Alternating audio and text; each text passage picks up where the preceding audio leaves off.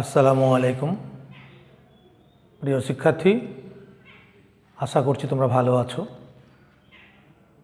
আজ আমি অষ্টম শ্রেণীর বাংলা প্রথম পত্রের কবিতায় আসব পড়াশোনায়।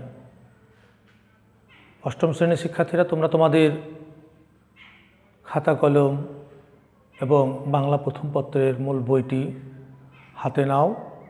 আজকে তোমাদের কবি জীবনানন্দ দাশের আবার আসিব ফিরে কবিতাটি আমরা পড়ব। তোমরা প্রত্যেকেই তোমাদের খাতা কলম এবং মূল বইটি হাতে নাও, কবিতাটি বের করো। আমি এক্ষুনি পড়া শুরু করতে যাচ্ছি। আমাদের আজকের বিষয় আবার আসিব ফিরে।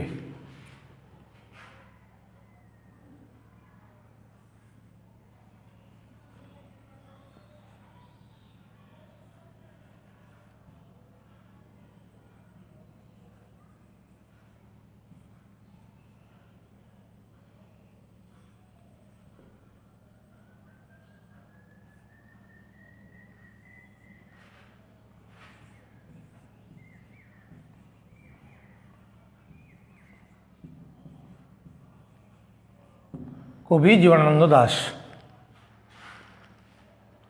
আমরা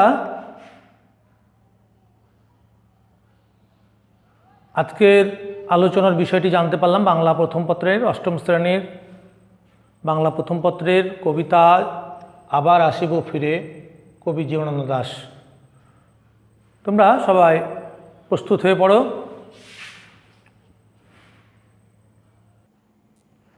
প্রিয় শিক্ষার্থী, আমরা কবি পরিচিতি দেখতে পাই। কবি জীবনানন্দ দাশ 1899 সালে বরিশাল শহরে জন্মগ্রহণ করেন। আমি আবারও বলছি, কবি জীবনানন্দ দাশ 1899 সালে বরিশাল শহরে জন্মগ্রহণ করেন। তাঁর শিক্ষা জীবন 1921 সালে কলকাতা বিশ্ববিদ্যালয় হতে তিনি ইংরেজি সাহিত্যে এমএ পাশ করেন। আমি আবারও বলছি, 1921 সালে তিনি কলকাতা বিশ্ববিদ্যালয় হতে ইংরেজি সাহিত্যে এমএ পাশ করেন। তাঁর কর্মজীবন বৈচিত্র্যময়। আমরা দেখতে পাই তিনি বিভিন্ন কলেজে অধ্যাপনা করেছেন। তার মধ্যে যেগুলোতে অধ্যাপনা করেছেন আমরা সেগুলোকে একে দেখব। যে তিনি Kolkata city college, Delhi Ramjas college, Barisal Brajamohan college, Kharagpur college, Barisha college ও হাওড়া কলেজে অধ্যাপনা করেন। আমি আবারও বলছি যে Kolkata city college, Delhi Ramjas college, Barisal Brajamohan college, Kharagpur college, Barisha college ও হাওড়া কলেজে তিনি অধ্যাপনা করেন। সে সাথে তিনি শিক্ষকতা পেশার সাথে সাথে তিনি সাংবাদিকতা পেশার সাথেও জড়িত ছিলেন। আমরা তার এই বিচিত্র, প্রিয় শিক্ষার্থী, আমরা জীবনানন্দ দাশের রচিত গ্রন্থসমূহের সাথে পরিচিত হয়ে নিই। ঝরা পালক, ধূসর পাণ্ডুলিপি, বনলতা সেন, মহাপৃথিবী, সাতটি তারার তিমির, রূপসী বাংলা, সতীর্থ ইত্যাদি তার কাব্যগ্রন্থ। আমি আবারও বলছি, ঝরা পালক, ধূসর পাণ্ডুলিপি, বনলতা সেন, মহাপৃথিবী, সাতটি তারার তিমির, রূপসী বাংলা, সতীর্থ ইত্যাদি তার উল্লেখযোগ্য কাব্যগ্রন্থ। তিনি 1954 সালের 14 অক্টোবর ট্রাম দুর্ঘটনায় কলকাতায় আহত এবং 22 অক্টোবর মৃত্যুবরণ করেন। তিনি কলকাতা শহরে 1954 সালের 14 অক্টোবর ট্রাম দুর্ঘটনায় আহত হন এবং 22 অক্টোবর মৃত্যুবরণ করেন।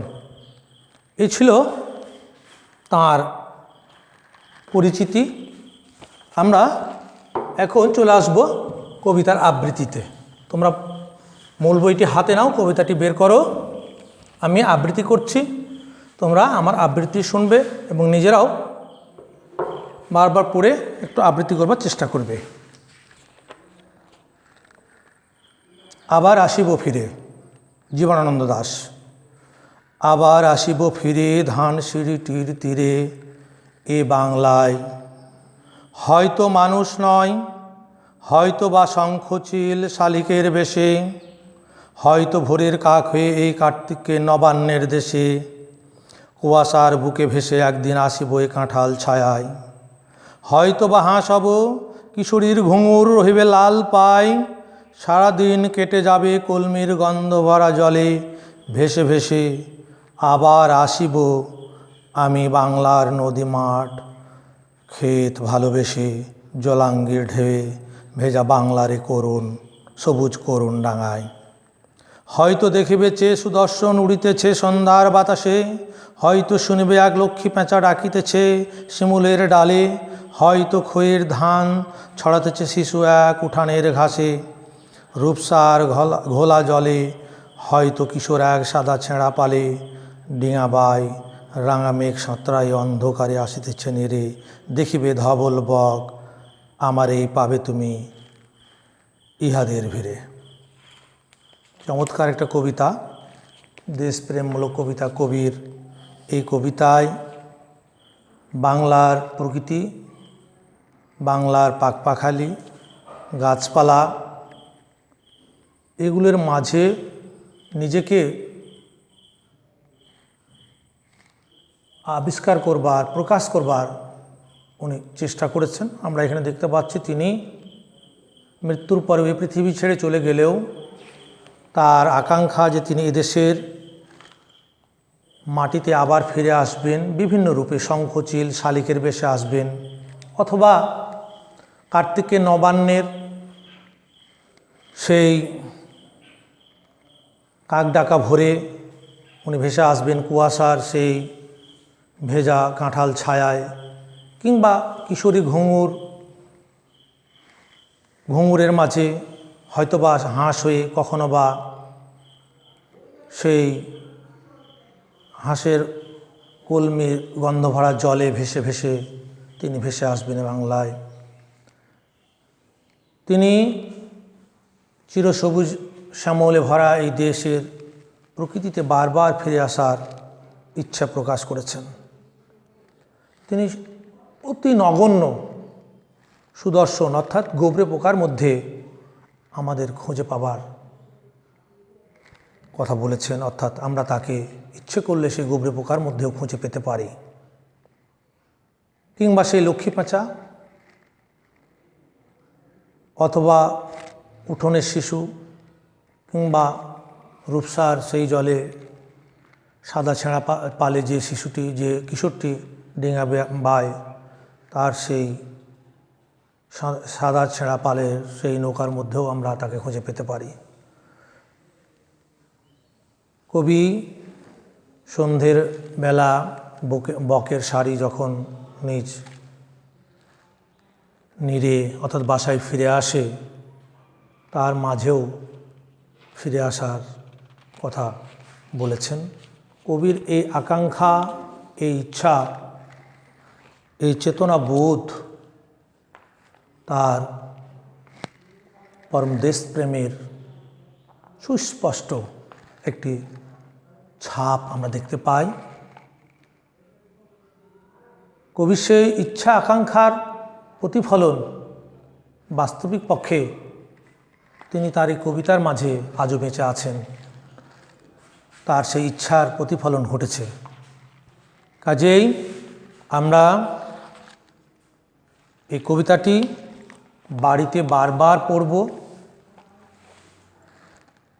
এবং এর অর্থগুলো, মর্মার্থগুলো বোঝার চেষ্টা করব। শিক্ষার্থী বন্ধুরা, চলো আমরা এখন একে একে কতগুলো শব্দার্থ দেখে নিই। এখানে যে শব্দার্থ বা টিকাগুলো রয়েছে, আমরা এখানে দেখতে পাই যে শঙ্খচিল,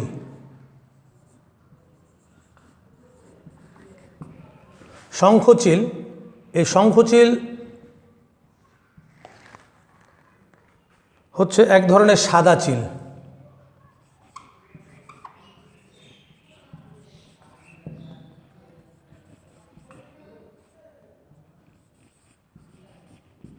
সাদা চিল। আমরা ঘুঙুর বলতে এখানে দেখতে পাচ্ছি যে নূপুর,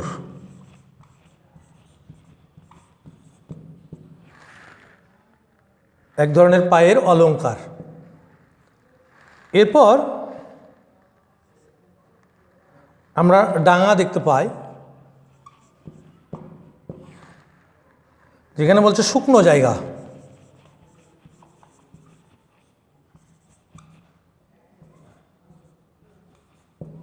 শুকনো জায়গা। সুদর্শন, এখানে বলা হচ্ছে গোবরে পোকা।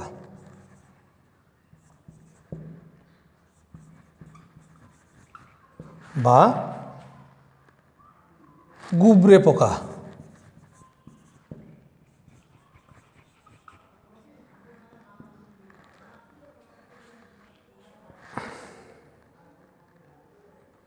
ডিঙা,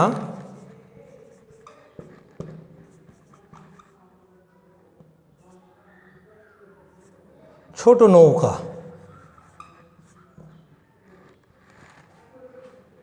তো তোমরা একে তোমাদের মূল বইয়ে শব্দার্থগুলো রয়েছে, ভালোভাবে শব্দার্থ এবং টিকাগুলো দেখে নেবে। তোমরা তোমাদের খাতা কলম নিয়ে প্রস্তুত হয়ে যাও। আমি তোমাদের এক সেট সৃজনশীল প্রশ্ন দিতে চাই, তোমরা তোমাদের খাতা কলম নিয়ে তৈরি হও। সৃজনশীল প্রশ্ন, বাড়ির কাজ।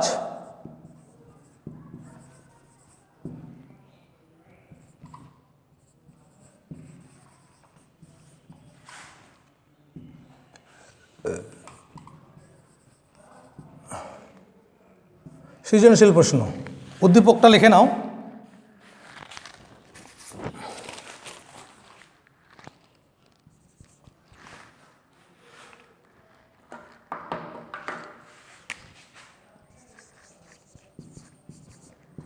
মরিতে চাহি না আমি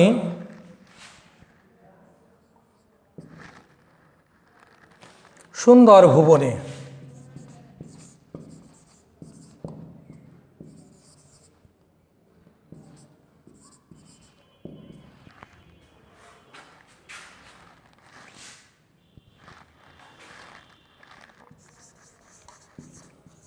মানবের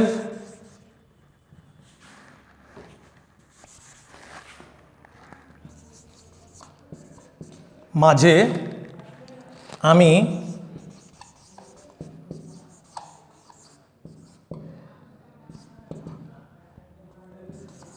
বাঁচিবার চাই। তোমরা প্রশ্ন দেখো। ক,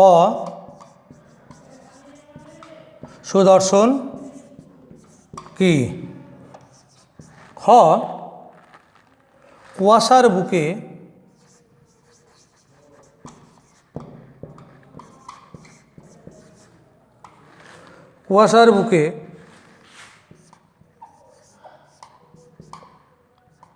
ভেসে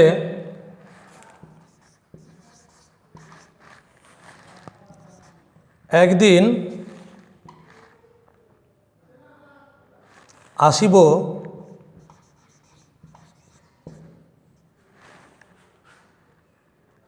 এ কাঁঠাল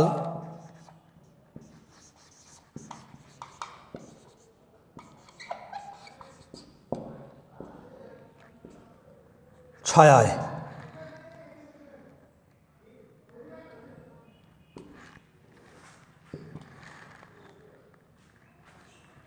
কবির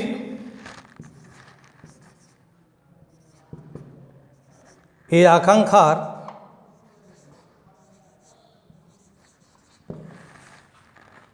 কারণ কি?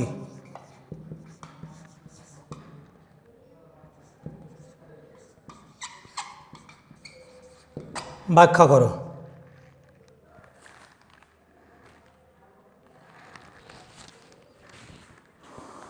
তোমরা প্রশ্নটা লিখে নাও। আমি তোমাদের বাড়ির কাজ হিসেবে সৃজনশীল প্রশ্ন দিয়েছি। উদ্দীপকটা হলো এরকম, মরিতে চাহি না আমি সুন্দর ভুবনে, মানবের মাঝে আমি বাঁচিবার চাই। ক নম্বর প্রশ্ন, সুদর্শন কি? খ, কুয়াশার বুকে ভেসে একদিন আসিব এ কাঁঠাল ছায়ায়, কবির এ আকাঙ্ক্ষার কারণ কি? ব্যাখ্যা করো। আমি আবারও বলছি খ নাম্বারটা, যে কুয়াশার বুকে ভেসে একদিন আসিব এ কাঁঠাল ছায়ায়, কবির এই আকাঙ্ক্ষার কারণ কি, ব্যাখ্যা করো। নিশ্চয় তোমাদের লেখা হয়েছে। আমি গ নাম্বার প্রশ্নে চলে আসছি, তোমরা প্রস্তুত থাকো। গ নাম্বার প্রশ্নে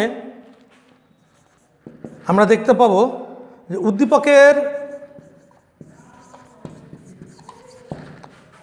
ভাবনার সাথে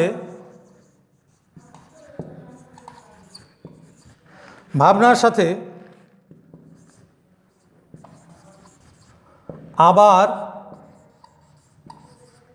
আসিব ফিরে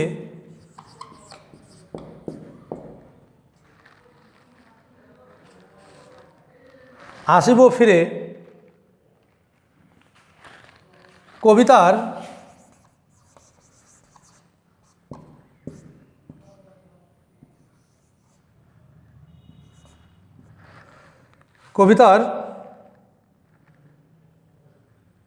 ভাবনার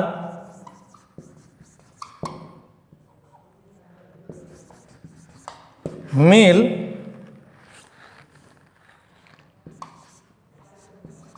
কতটা রয়েছে, ব্যাখ্যা করো।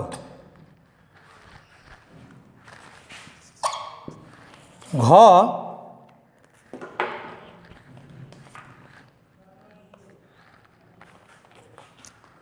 আবার আসিব ফিরে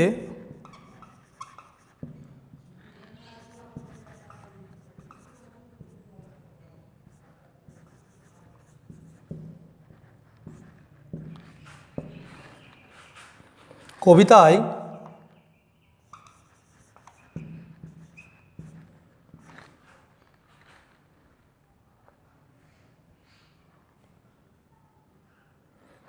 দেশ মাটি মানুষ আর প্রকৃতি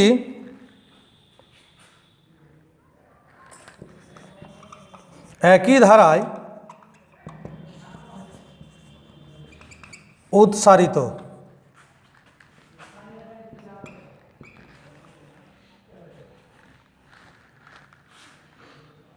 উক্তিটি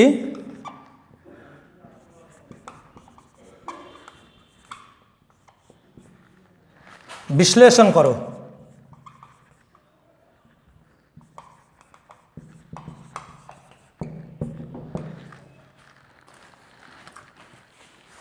প্রিয় শিক্ষার্থী, আমি প্রশ্নগুলো পড়ছি, তোমরা তাড়াতাড়ি তোমাদের খাতায় প্রশ্নগুলো নোট করে নাও। গ নম্বর প্রশ্ন, উদ্দীপকের ভাবনার সাথে আবার আসিব ফিরে কবিতার ভাবনার মিল কতটুকু রয়েছে, ব্যাখ্যা করো। আমি ঘ নম্বর প্রশ্ন আছে, আবার আসিব ফিরে কবিতায় দেশ মাটি মানুষ আর প্রকৃতি একই ধারায় উৎসারিত, উক্তিটি বিশ্লেষণ করো। আমি আবারও বলছি, আবার আসিব ফিরে কবিতায় দেশ মাটি মানুষ আর প্রকৃতি একই ধারায় উৎসারিত, উক্তিটি বিশ্লেষণ করো। প্রিয় শিক্ষার্থী, আশা করি তোমরা তোমাদের খাতায় প্রশ্নগুলো নোট করে ফেলেছ। তোমাদের সুস্বাস্থ্য ও দীর্ঘায়ু কামনা করে আজকের ক্লাস এ পর্যন্তই শেষ করছি। ধন্যবাদ সবাইকে। সবাই ভালো থেকো।